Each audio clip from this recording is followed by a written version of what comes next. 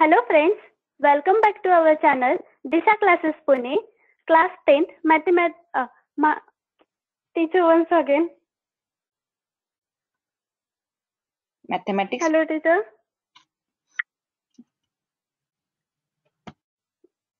Mathematics part 2 fifth lesson coordinate geometry. आज आपण या व्हिडिओमध्ये प्रॉब्लेम सेट 5 मधले एक्झाम्पल नंबर 7 to 12 पाहणार आहोत. तर या व्हिडिओला लाईक करा, व्हिडिओ शेअर करा. असेच व्हिडिओ पाहण्यासाठी आमच्या चॅनलला सबस्क्राइब करा आणि बेल आयकॉनवर क्लिक करा. See the question number 7 from problem set 5. Find the coordinates of the circumcenter of the triangle whose vertices are -3, 1, 0, -2, 1, 3. आता आपल्याला 3 व्हर्टेक्स दिलेले आहेत ट्रायंगलचे. कन्सिडर आपण केलं इथं triangle ABC. This is the triangle ABC. हा आपला ट्रायंगल ABC आहे आणि हे ABC चे व्हर्टेक्स हे सर्कलवर आहेत. Means this is the triangle which is inscribed inside, means the circle is the circumcircle of that given triangle. ठीक आहे, ABC ट्रायंगल कन्सिडर केला. A चे व्हर्टेक्स आहेत -3, 1. B चे व्हर्टेक्स आहेत 0, -2 आणि C चे व्हर्टेक्स आहेत 1, 3. आता ह्या ठिकाणी आपल्याला find the coordinates of the circumcentre. सर्कमसेंटरचे कोऑर्डिनेट्स काढायचे आहेत. म्हणजे आपण इथं कन्सिडर केला एक point. See this point P is the circumcenter of the triangle ABC. Triangle ABC चा तो circumcenter आहे. Means if we join this AP is the radius of the circle. BP is the radius of the circle and CP is the radius of the circle. ठीक आहे, म्हणजे हे तिन्ही distance equal आहेत. Means point P is the point that is the circumcenter which is equidistant from the vertices of the triangle. मग आता इथे आपल्याला पॉइंट P चे कोऑर्डिनेट्स फाइंड आउट करायचे आहेत. बघा, पॉइंट P चे कोऑर्डिनेट्स फाइंड आउट करायचे आहेत. ते कोऑर्डिनेट्स आपल्याला माहित नाहीयेत.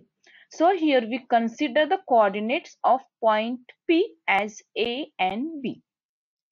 आता ह्या ठिकाणी आपण P चे कोऑर्डिनेट्स कोणतेही तुम्ही व्हेरिएबल घेऊ शकता.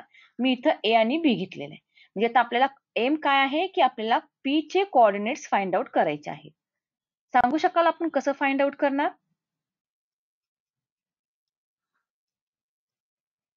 बोला, काय आयडिया येते का बघा बरं फिगर पाहिल्यावर.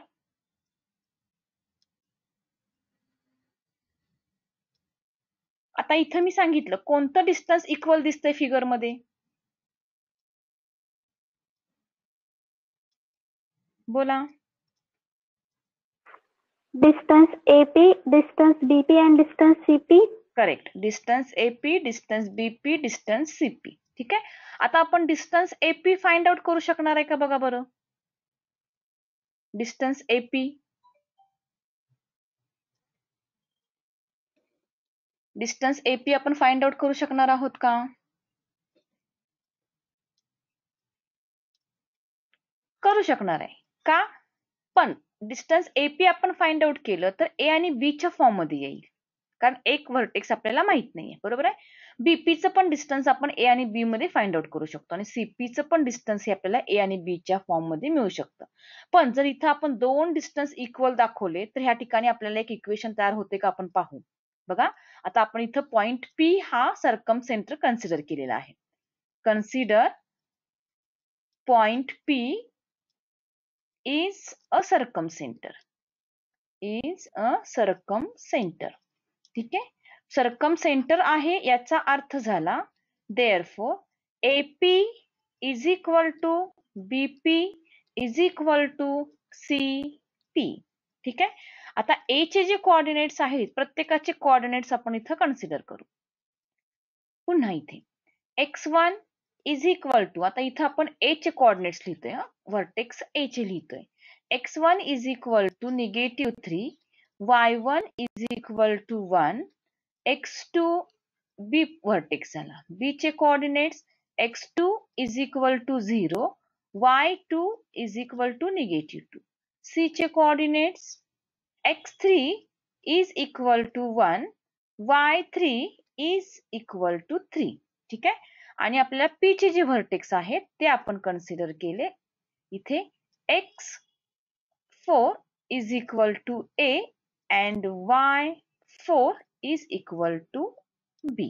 म्हणजे आपलं एम काय आहे, आपल्याला A ची आणि B ची व्हॅल्यू फाइंड आउट करायची आहे. ठीक आहे. Here distance AP is equal to distance BP आपण कन्सिडर केलं. बघा, आपण एक पेअर तयार केली. AP is equal to BP. मग आपण AP चं डिस्टन्स फाइंड आउट करू शकणार आहोत bye using distance formula. AP आणि BP दोघांचा डिस्टन्स आपण फाइंड आउट करू शकणार आहे. इथे आपण डिस्टन्स फॉर्म्युला यूज करू. ठीक आहे. आता AP चा डिस्टन्स फाइंड आउट करायचंय मीन्स अंडर रूट. बघा बरं, AP म्हणजे आपल्याला व्हर्टेक्स A घ्यायचा आहे आणि व्हर्टेक्स P घ्यायचा आहे. म्हणजे फॉर्म्युला आपला काय येईल इथे, बोला. x1 x2 च्या ऐवजी आपल्याला काय घ्यावं लागेल, x4 minus x1 square. Correct. x4 minus x1 bracket square plus y4 minus y1 square. y4 minus y1 bracket square is equal to, आता BP विचारात घ्यायचंय. BP म्हणजे परत फॉर्म्युला आपला चेंज झाला. x4 minus x2 bracket square plus y4 minus y2 bracket square. ठीक आहे. आता दोन्हीकडे स्क्वेअर रूट आहे म्हणजे डायरेक्टली आपण स्क्वेअर घेऊ शकतो. स्क्वेअर घेतला तर स्क्वेअर रूट निघून जाईल. आता x4 ची व्हॅल्यू काय आहे बघा बरं, A. ठीक आहे.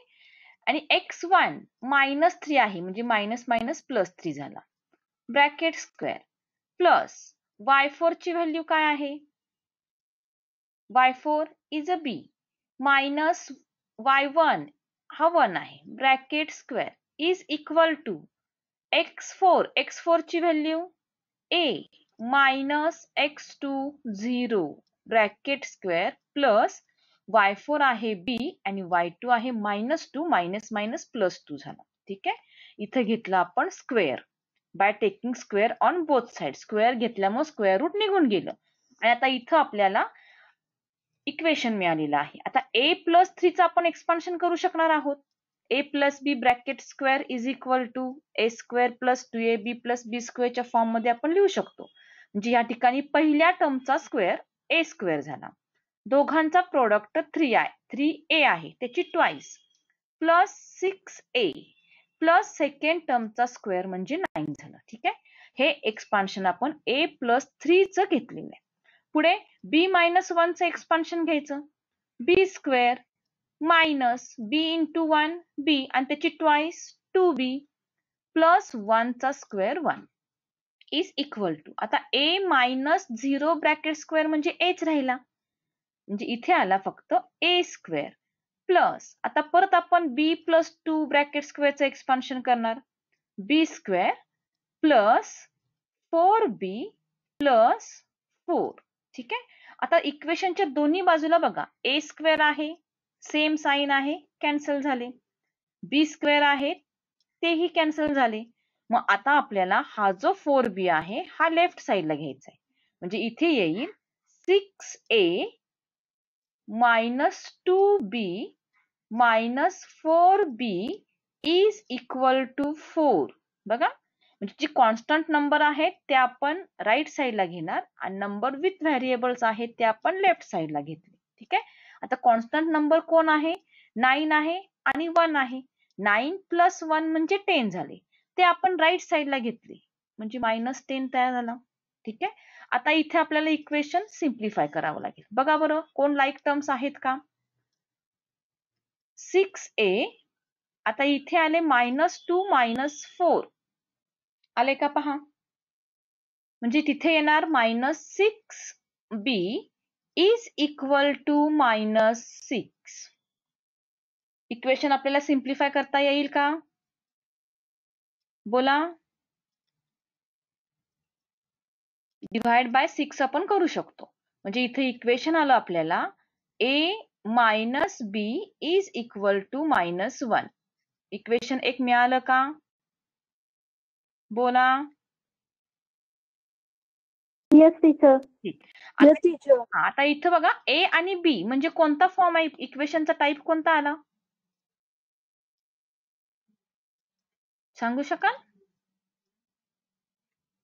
कोणतं इक्वेशन आहे हे? आपल्याला याच्यावर एक आपण चॅप्टर आहे. Linear equation in two variable. Correct, linear equation in two variables. बघा म्हणजे आपल्याला ए आणि बी ची व्हॅल्यू फाइंड आउट करायची आहे. म्हणजे इथं एक इक्वेशन आपल्याला मिळालं A minus B is equal to -1. आता ए आणि बी ची व्हॅल्यू फाइंड आउट करायची असेल तर आपल्याला अजून एक इक्वेशन तयार करावं लागेल. बरोबर आहे. आता मी घेतलं काय इथं एपी इक्वल टू बीपी घेतलं.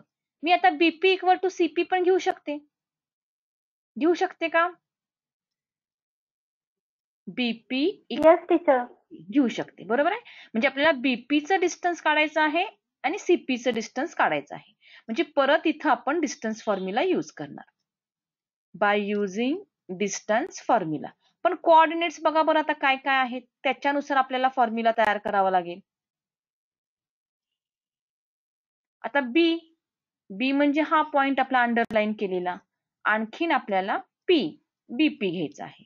म्हणजे इथे येईल under root formula x4 minus x2 bracket square plus y4 minus y2 bracket square is equal to CP. आता सी आणि पी, सीपी x4 आहे आणि x3 आहे. म्हणजे फॉर्म्युला काय येईल इथे x4 minus x3 bracket square plus y4 minus y3 bracket square. ठीक आहे. आता व्हॅल्यूज घालूया पटपट. बघा बरं आता दोन्हीकडे स्क्वेअर आहे, स्क्वेअर रूट आहे. म्हणजे आपण दोन्हीकडे स्क्वेअर घेऊ शकतो by taking square root. Okay.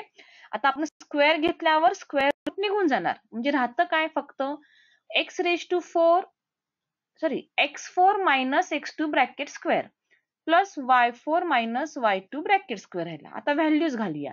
x4 आहे a minus 0 bracket square plus b minus y2 आहे -2 मायनस मायनस इथे झाला +2 bracket square is equal to x4 पहा परत काय आहे x4 is also a minus x3 ची व्हॅल्यू 1 आहे. म्हणजे a minus 1 bracket square plus y4 आहे b आणि y3 आहे 3 मायनस 3 ब्रॅकेट स्क्वेअर. ठीक आहे. आता मगाच्या सारखंच पुन्हा आपल्याला इथे एक्सपान्शन करायचं आहे. a मायनस 0 ब्रॅकेट स्क्वेअरचं एक्सपान्शन काय येईल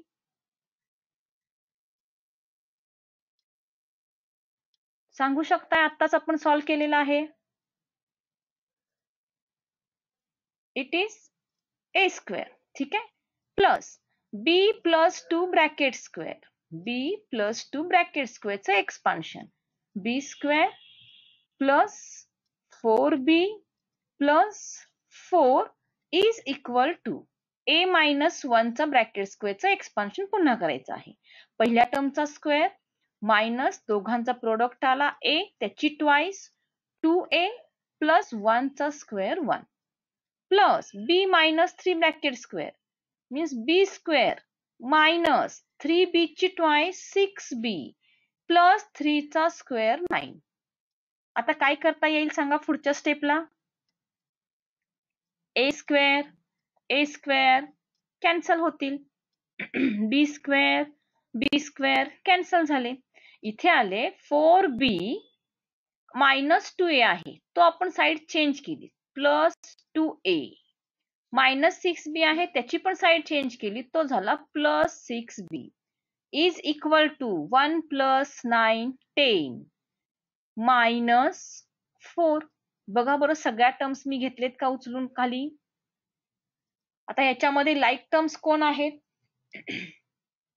2a मी पहिला आहे असा घेतला 2a plus 4 plus 6 means 10b is equal to 6. म्हणजे ह्या ठिकाणी आपल्याला इक्वेशन मिळालं 2a plus 10b is equal to 6. आता ह्याला सिम्पलेस्ट फॉर्म मध्ये कन्व्हर्ट करू शकतोय पहा आपण बाय डिव्हायडिंग 2. आता इथं आपण डिव्हाइड करू शकतो ऑन बोथ साइड. ठीक आहे, दोन्ही बाजूला इथे आपण 2 ने डिव्हाइड केलं. आपल्याला इक्वेशन काय येईल? a plus 5b is equal to 3. हे आलं आपलं इक्वेशन नंबर सेकंड. बघा, इक्वेशन नंबर फर्स्ट मिळालं, इक्वेशन नंबर सेकंड सुद्धा मिळालं. आता हे दोन्ही इक्वेशन आपल्याला सॉल्व्ह करावे लागतील, तर आपल्याला इथे a आणि b ची व्हॅल्यू मिळेल. आपल्याला बघा सर्कम सेंटरचे कोऑर्डिनेट्स फाइंड आउट करायचे आहेत. सर्कम सेंटरचे कोऑर्डिनेट्स आपण a आणि b कन्सिडर केलेत. आता इथे आपल्याला दोन लिनियर इक्वेशन मिळाले आणि ते दोन लिनियर इक्वेशन सॉल्व्ह करून आपण a आणि b ची व्हॅल्यू फाइंड आउट करणार आहोत.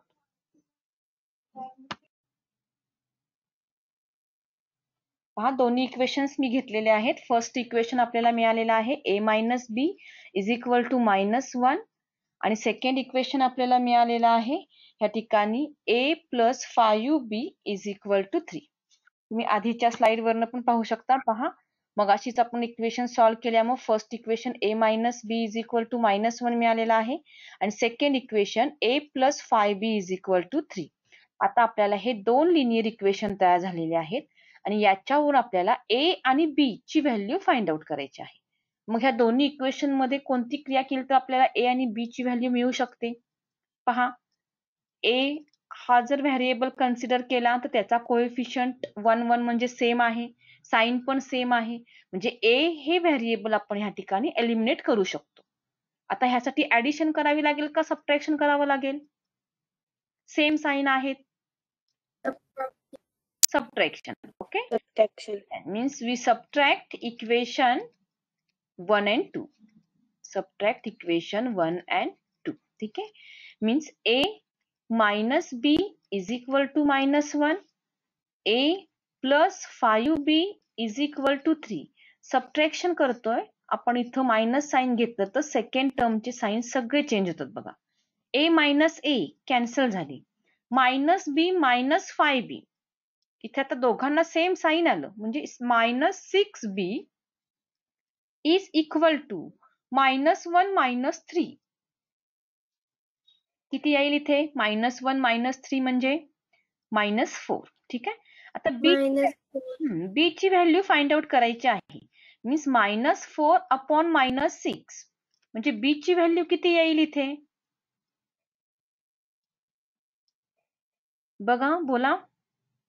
-4 अपॉन -6 आले म्हणजे 2/3. हा, 2/3. Both numbers are divisible by 2. म्हणजे एक कोऑर्डिनेट मिळाला आपल्याला b. आता आपल्याला a फाइंड आउट करायचा आहे, कारण आपल्याला जो आपण व्हर्टेक्स कन्सिडर केला p, त्याचे कोऑर्डिनेट्स आपण a b कन्सिडर केले. b हा मिळाला, आता a ची व्हॅल्यू काढायची आहे. म्हणजे ही जी मिळालेली व्हॅल्यू आहे, substitute this value in equation first. Substitute this value in equation first. Equation first काय आहे पहा बरं.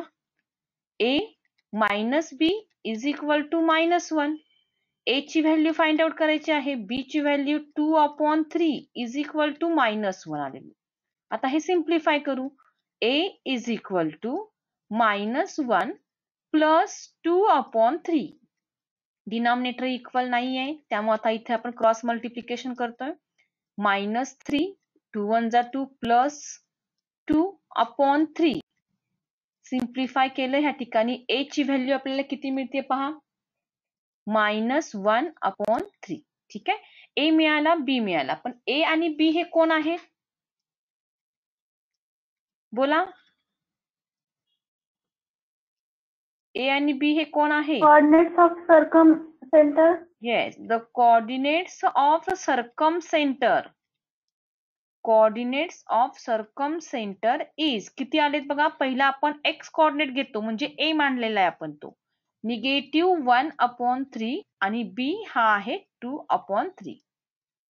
बघा, आपल्याला ही पुढची मेथड झालेलीच आहे लिनियर इक्वेशन सॉल्व्ह करायची. फक्त इथं बेसिक कन्सेप्ट कुठला घेतला? The circum centre is equidistance from the vertices of the all vertices of the triangle. He property use करून आपण ह्या ठिकाणी दोन इक्वेशन तयार केले आणि दोन इक्वेशन सॉल्व्ह करून आपण a आणि b ची व्हॅल्यू फाइंड आउट केली. See the question number 8.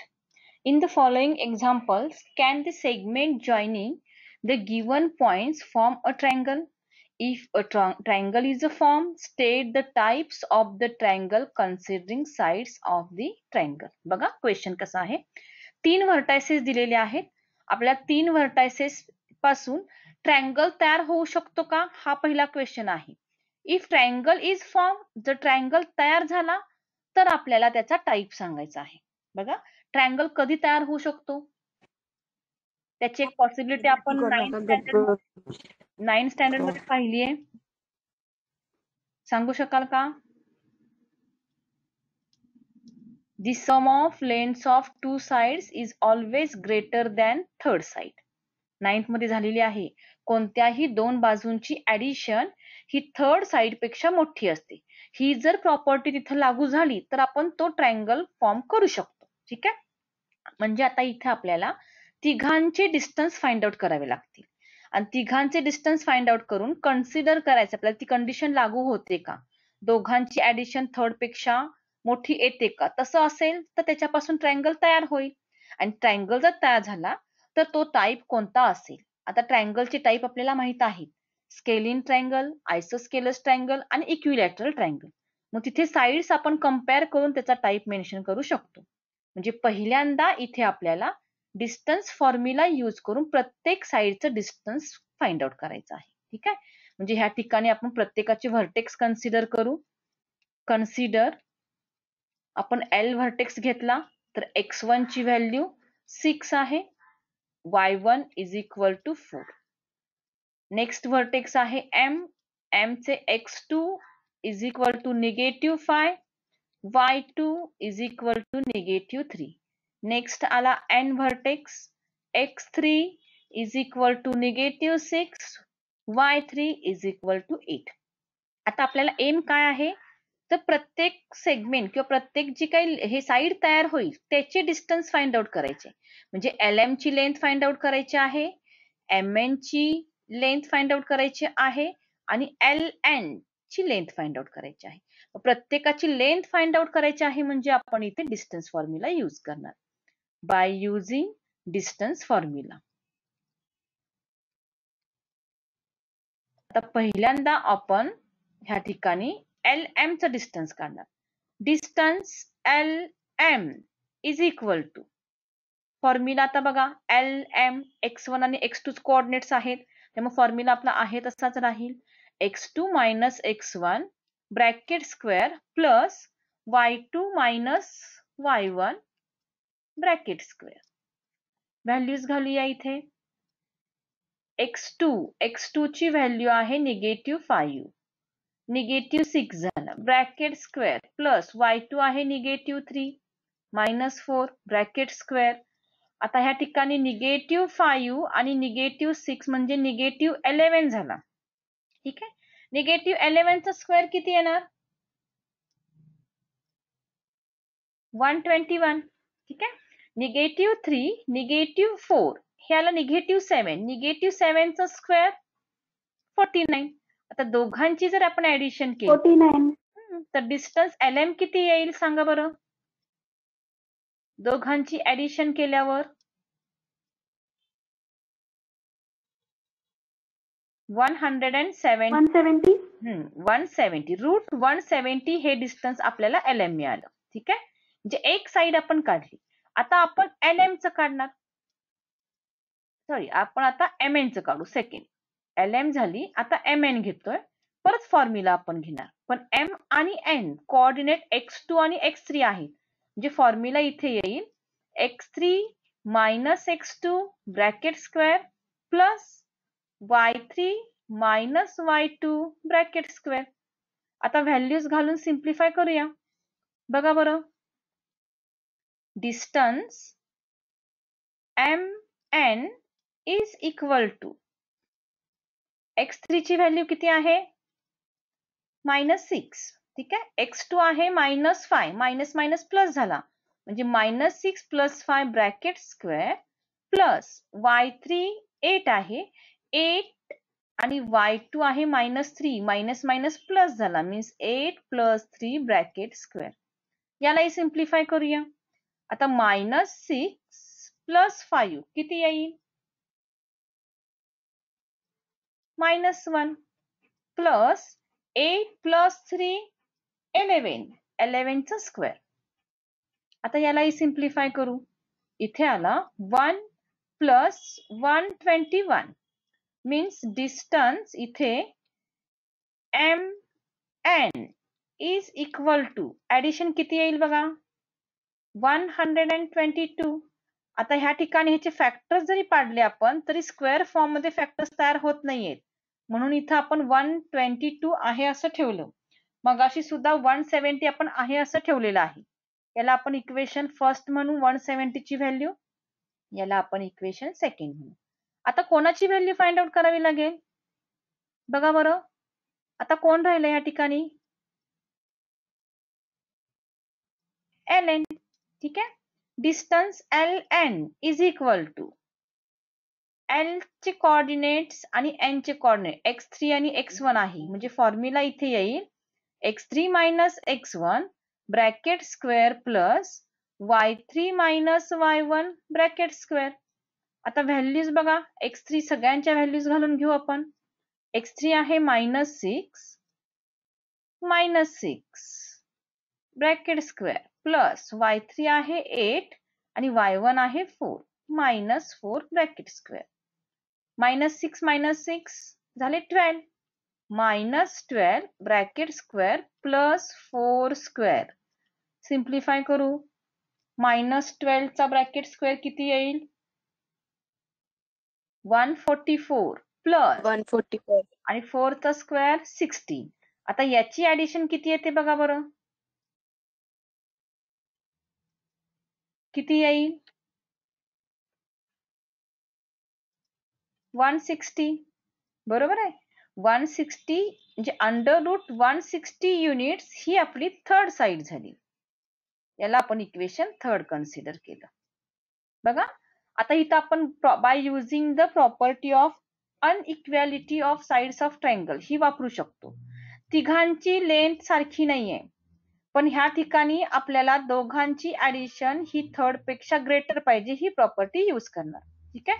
म्हणजे इथं आपण मेन्शन करू शकतो की डिस्टन्स नाही आपण ऍडिशनच्या फॉर्म मध्ये घेऊ. √70 170 प्लस √120 आणि राहिला आता √60 160. याच्यात मोठं कोण असेल? या दोघांची ऍडिशन मोठी असेल का 160 रूट मोठा असेल? दोघांची ऍडिशन मोठी येईल. बरोबर आहे. थर्ड कंडिशन आपण नेक्स्ट कंडिशन घेतली काय 122 प्लस 160 √160 ची ऍडिशन ह्या ठिकाणी √170 पेक्षा मोठी असणार. आता थर्ड कंडिशन घेऊ.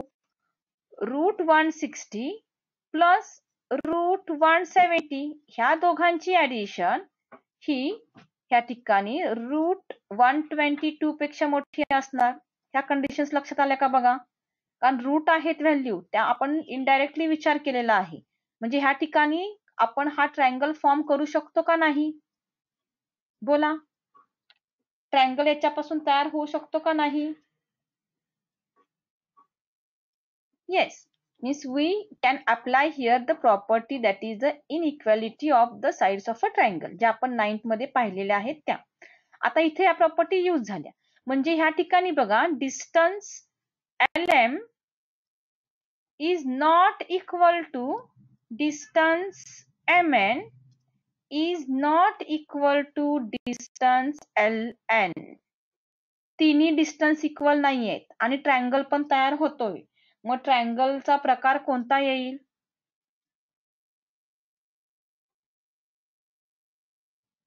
बोला. Which type of triangle is form.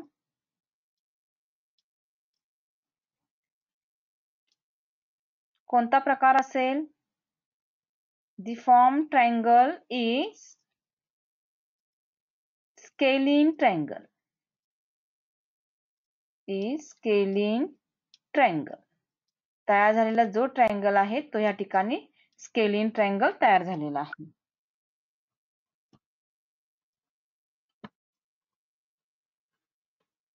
आता याच क्वेश्चन मध्ये परत 2 एक्झाम्पल्स आहेत, ते पण आपण या पद्धतीने सॉल्व्ह करू. पण ह्या ठिकाणी मी नेक्स्ट क्वेश्चन घेते. पण ते क्वेश्चन सॉल्व्ह करताना पहा, जर ह्या ठिकाणी आपल्याला कोलिनियरची प्रॉपर्टी जर मिळाली तर ह्या ठिकाणी त्याच्यापासून ट्रायंगल तयार होऊ शकत नाही, किंवा सगळ्या साइड जर इक्वल आल्या तर तो इक्विलॅटरल ट्रायंगल असू शकतो, किंवा 2 साइड्स इक्वल आल्या तर तो ह्या ठिकाणी आयसोस्केलस ट्रायंगल तयार होऊ शकतो. म्हणजे ह्या ठिकाणी आपण हे एकच एक्झाम्पल घेतलंय. आता आपण याच्या पुढे क्वेश्चन नंबर 9 घेणार आहोत. See the question number 9. Find K if the line passing through the points P, -12, -3, Q, 4K has the slope 1/2.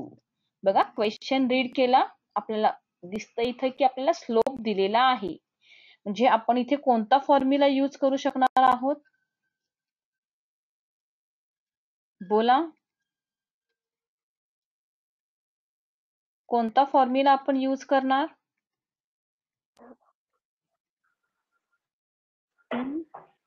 Slope of the line. Slope of the लाईनचा फॉर्म्युला आपण यूज करणार. ठीक आहे. मग आता आपण इथं जे कोऑर्डिनेट्स दिलेले आहेत ते आपण कन्सिडर केले. x1 ची व्हॅल्यू, x2 ची व्हॅल्यू कन्सिडर केलेली आहे. स्लोप दिलेला आहे. स्लोप आहे इथे 1/2, ज्याला आपण लेटर m कन्सिडर करतो त्याची व्हॅल्यू 1/2 आहे. म्हणजे इथे आपण स्लोप ऑफ लाईनचा फॉर्म्युला यूज करणार. By using slope formula. कोण सांगेल?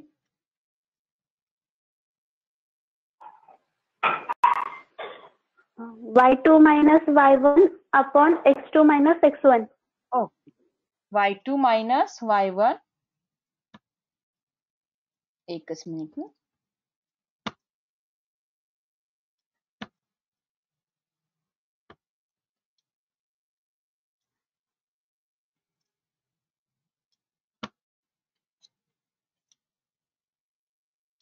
Slope of line y2 minus y1 upon x2 minus, ठीक आहे. Means m is equal to, formula घेऊ आपण y2 minus y1 upon x2 minus x1. आता m म्हणजे स्लोप ऑफ लाईन दिलेला आहे, तो 1/2 आहे. ठीक आहे. y2 ची व्हॅल्यू k मायनस y1 -3 आहे, म्हणजे मायनस मायनस प्लस 3 झाला, अपॉन x2 4 -12, मायनस मायनस पुन्हा इथे प्लस 12 झाला. ठीक आहे. याला आपण सिम्प्लिफाय करू. 1/2 is equal to k plus 3 upon 16. आता इथे आपण क्रॉस मल्टिप्लिकेशन केलं तर आपल्याला मिळेल 16 is equal to 2k plus 6. आता k ची व्हॅल्यू फाइंड आउट करायची आहे. Means 2k is equal to 16 minus 6 means 2k is equal to 10. तर k ची व्हॅल्यू किती मिळाली पहा बरं. k ची व्हॅल्यू किती येईल या ठिकाणी? 5. Means the value of k is equal to 5. The value of k is 5. ठीक आहे. Then next question पाहू. Question number 10. Show that the line joining the points A 4, 8, B 5, 5 is parallel to the line joining the points C 2, 4 and D 1, 7. बघा, आपल्याला parallel दाखवायचे आहेत.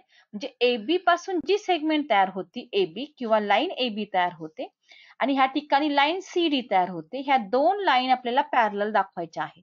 कसं दाखवू शकणार आहे आपण सांगू शकाल? पॅरलल दाखवायचं असेल तर आपल्याला काय करावं लागेल? बोला, कोणती प्रॉपर्टी किंवा कोणता फॉर्म्युला आपण इथे घेणार to show that the given lines are parallel?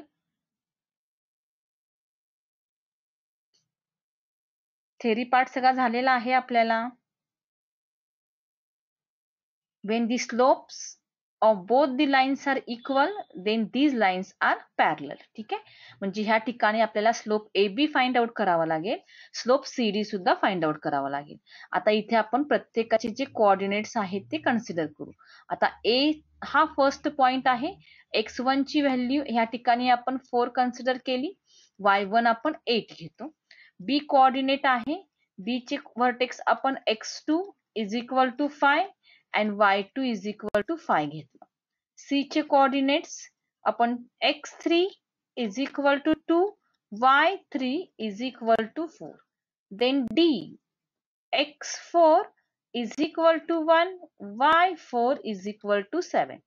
आता आपल्याला AB चा स्लोप काढायचा आहे आणि CD चा स्लोप काढायचा आहे. ठीक आहे, means by using slope formula.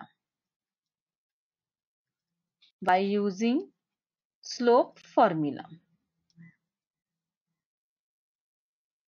First आपण कन्सिडर करणार आहोत AB.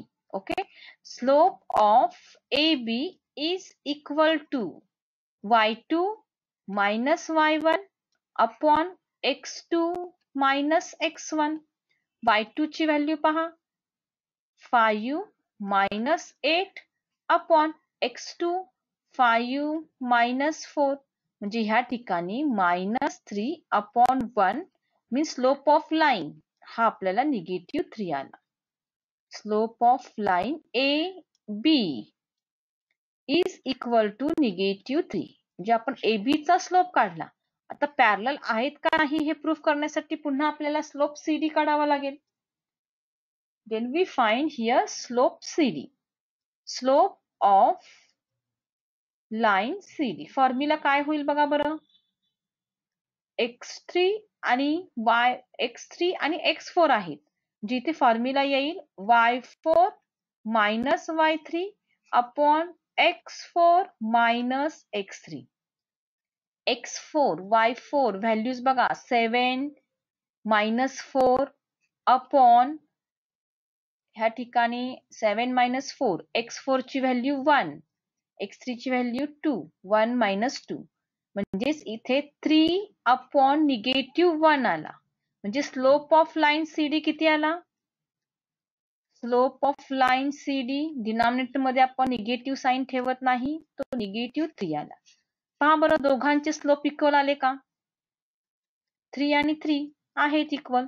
So here we write slope of line AB is equal to slope of line CD. दोघांचे स्लोप्स इक्वल आहेत. Therefore, line AB is parallel to line CD. Slope equal आहेत म्हणून ती ह्या ठिकाणी पॅरलल लाईन्स आल्या. पण ह्या ठिकाणी कोलिनियरची पण प्रॉपर्टी असते पहा. पण त्यासाठी आपण व्हर्टेक्स कॉमन आहे का पाहतो. आता इथं AB व्हर्टेक्स आहे, AB आणि CD म्हणजे कॉमन व्हर्टेक्स नाहीये. स्लोप इक्वल आलेत, एक पण व्हर्टेक्स कॉमन नाहीये. म्हणजे ह्या ठिकाणी तयार झालेली लाईन AB आणि CD ह्या दोन्ही एकमेकींना पॅरलल आहे. आले का लक्षात.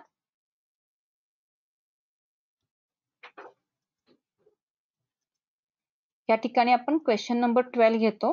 क्वेश्चन नंबर 11 पण सेम आहे, पण त्यामध्ये आपल्याला तो क्वाड्रिलॅटरल पॅरलेलोग्राम दाखवायचा आहे. आणि क्वेश्चन नंबर जो 12 आहे या ठिकाणी आपल्याला तो रेक्टँगल म्हणून दाखवायचा आहे. म्हणजे ह्या ठिकाणी रेक्टँगल प्रूफ करणं किंवा पॅरलेलोग्राम प्रूफ करणं ह्या दोन्ही टाईप आपण ह्या ठिकाणी डिस्टन्स फॉर्म्युल्याने सॉल्व्ह करू शकतो.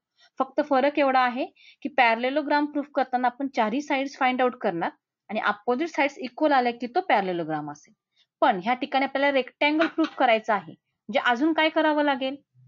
रेक्टँगल आहे हे प्रूफ करण्यासाठी आपल्याला काय काय मेन्शन करावं लागेल.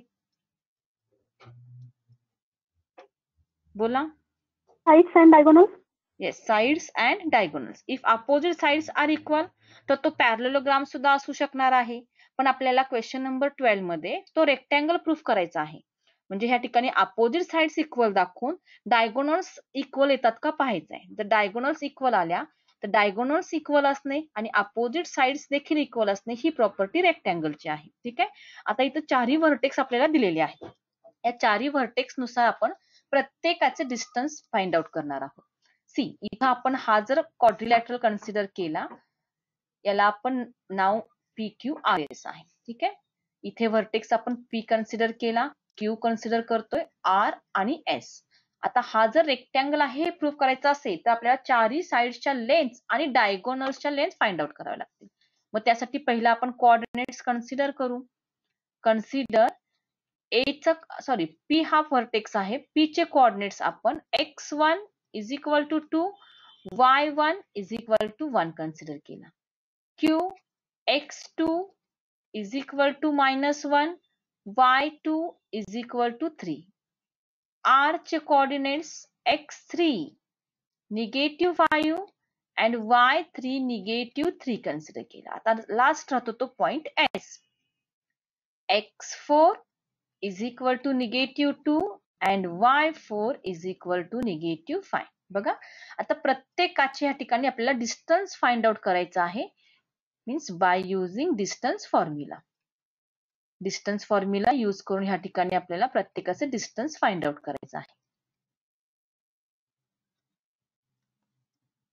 First we find distance PQ. Distance PQ find out करू. फॉर्म्युला काय होईल आता या ठिकाणी? PQ x2 आणि x1 आहे, means x2 minus x1 bracket square plus y2 minus y1 bracket square. Values काय आहेत पहा बरं. एखादी व्हॅल्यू जर चुकली तर आन्सर चुकू शकतं, त्यामुळे साइन कन्व्हेन्शन लक्षात घेऊन कोऑर्डिनेटचे व्हॅल्यूज लिहायच्या आहेत.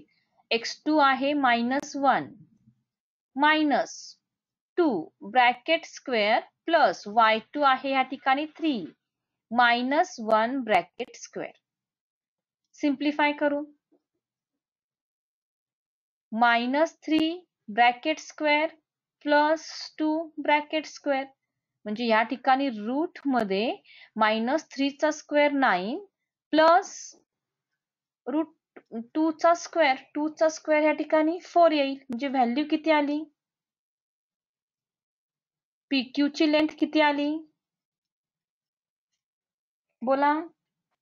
√13. √13 आली. ठीक आहे. आता नेक्स्ट सेगमेंट आपण फाइंड आउट करणार, QR.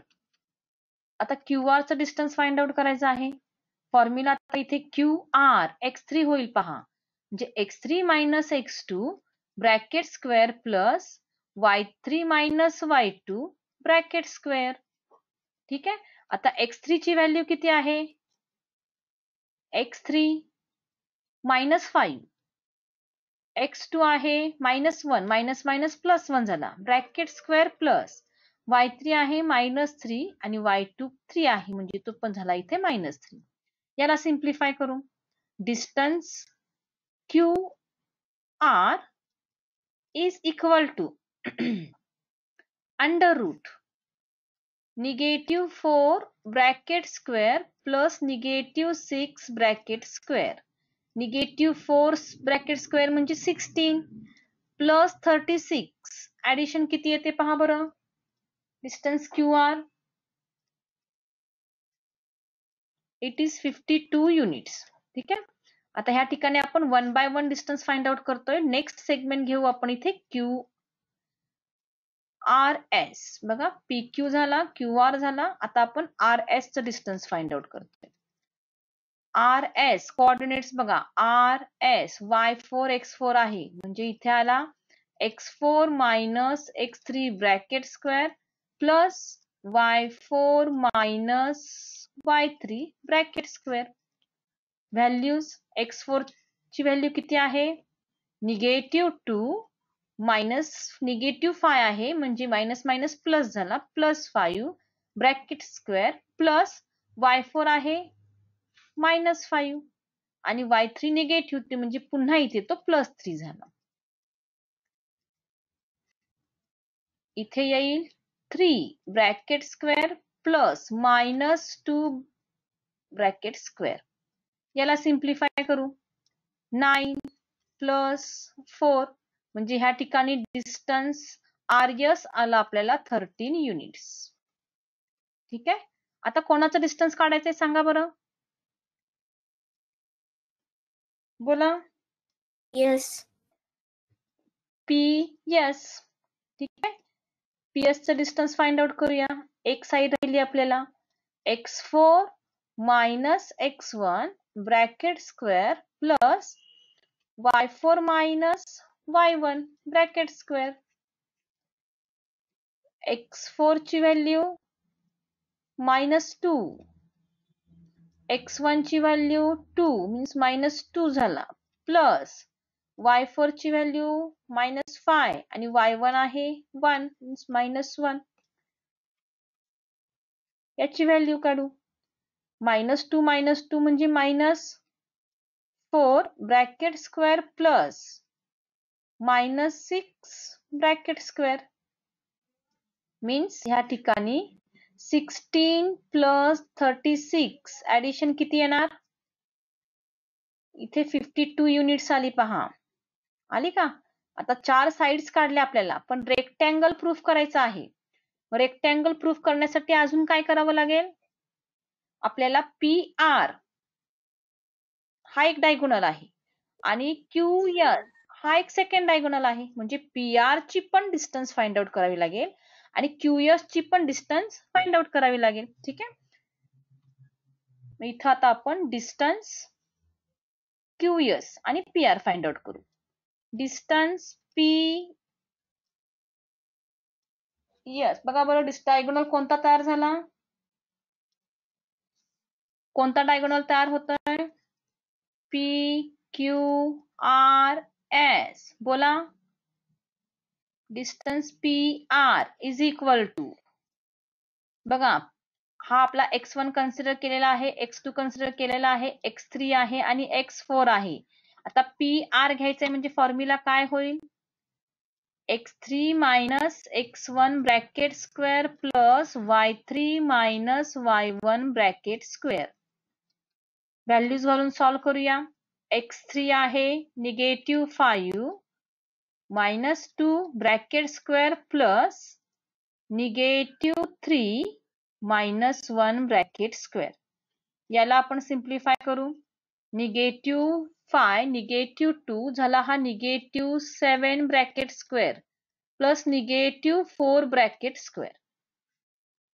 -7 चा स्क्वेअर मीन्स इथे आला 49 प्लस -4 चा स्क्वेअर 16. ऍडिशन केली तर आपल्याला इथे डायगोनल मिळाला 65 √65 युनिट्स. ठीक आहे. अजून एक आपण डायगोनल फाइंड आउट करू. आता अजून एक राहिला कोणता? QS. Distance QS is equal to, Q चे कोऑर्डिनेट्स x2 आहे आणि S चा x4 आहे. म्हणजे फॉर्म्युला झाला x4 minus x2 bracket square plus y4 minus y2 bracket square. Values बघा.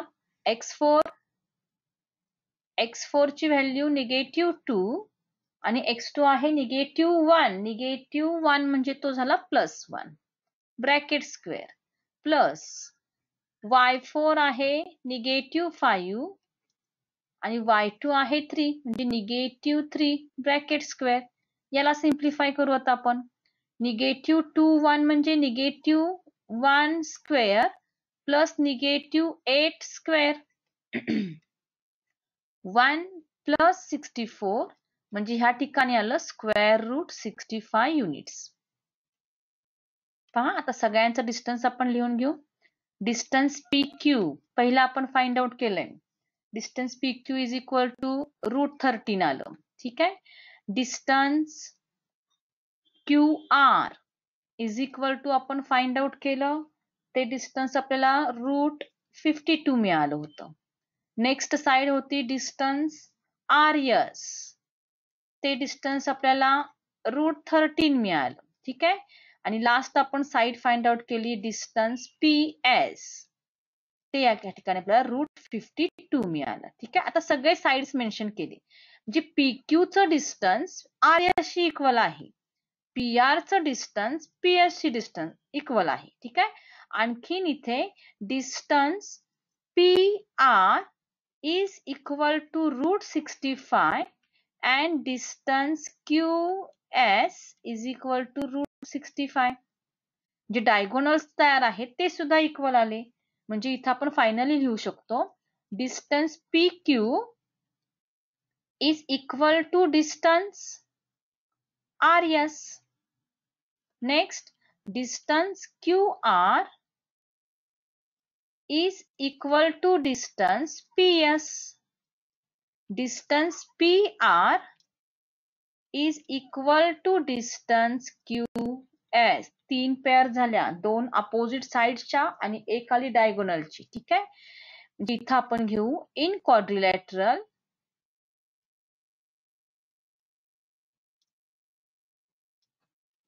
opposite sides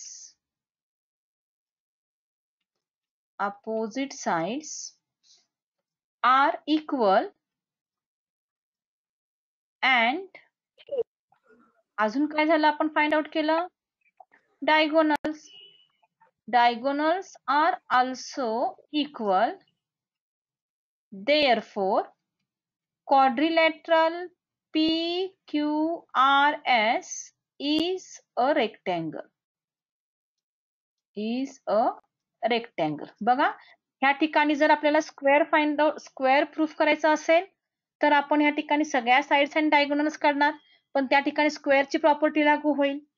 रेक्टँगल साठी opposite sides are congruent, diagonals are congruent झाले, पण फक्त जर पॅरलेलोग्राम प्रूफ करायचा असेल तर आपण ह्या ठिकाणी अपोजिट साइड्सचाच विचार करणार. If the pair of opposite sides are equal then it is a parallelogram, आणि डायगोनल्स जर त्याचे इक्वल आले तर आपल्याला तो रेक्टँगल आहे असं म्हणता येईल. म्हणजे जसा क्वेश्चन दिलाय त्यानुसार आपण डिस्टन्स फाइंड आउट करणार आणि ती प्रॉपर्टी यूज करून तो क्वाड्रिलॅटरल रेक्टँगल आहे का पॅरलेलोग्राम आहे ते आपण प्रूफ करणार.